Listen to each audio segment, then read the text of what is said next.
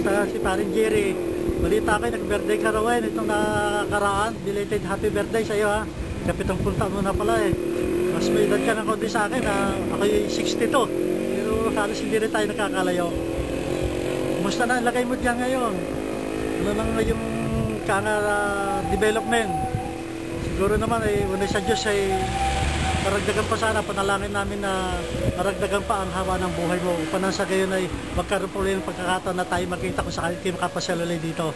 Alam mo naman, hindi na kami kaya makapasyal dyan ni Paring Boy, kaya sana darating araw na panahon na ikaw ay makabalik ulit dito sa atin sa San Pablo sa Laguna. At kumusta na rin sa Kikumare, sa commander mo ha. Naasahan namin na recover ka.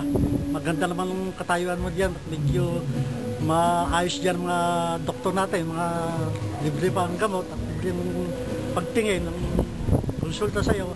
Kaya sana'y dagdagan pang mabuti na mahaba pa ang buhay mo.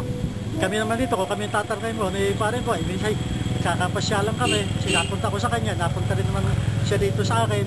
Kaya lang sa ngayon ating hanap buhay, wala na tayo sa dagat eh. Dito na lang tayo. Kaya nga yung lugar doon, sa bandang katabi namin, yung sa Tagiliran, ikinuha namin yun, sinisikap namin na mapagyaman na para hindi sumuka. Nagtatanim namin na iba't ibang mga gulay, halaman. Nagtanim kami doon saging, kamuting kahoy, kalabasa, upo, tapos yung mga pechay-pechay, saka papaya, meron din kayo dyan. Kung hindi makakapunta rito, matitikman mo pa yung yung puti sa iyong lupa.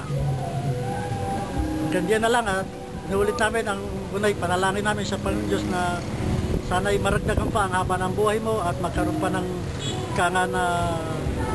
dagdag na mga kagamutan sa iyong karamdaman. Ako pare, medyo meron din akong diabetes kaya hindi masyadong mataas. Siguro maabot sa akin mga 170, bihira mag 200. Pero nakukontrol naman mga 130 kaya karamihan. O sige ha, Merry Christmas sa lahat, Happy New Year sa iyo at higit sa lahat ay maligayang bati sa iyong pagdadal ng iyong kaarawan. Kahit na medyo huli, sabi nga, nayahabol din. Salamat dito kay Erwin at nakapunta rito. Nabigyan ako ng pagkakataon na kahit na ikaw sa video at sa tape ay magkausap tayo at mapabot sa iyo yung aming litrato. Oh, happy birthday si Jerry, happy 70th birthday. Kumusta ka na dyan?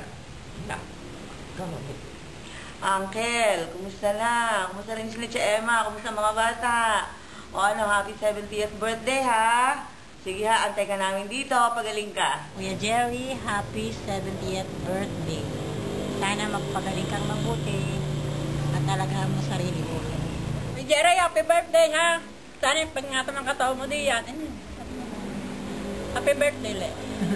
Magandang hapon sa iyo. Sa inyong wika nga mo nakakarinig at makapagkakuha nitong mga bagay na ito. So, unay pinararating ko, naway natin mabuting kayong patatayo, kalalagayan.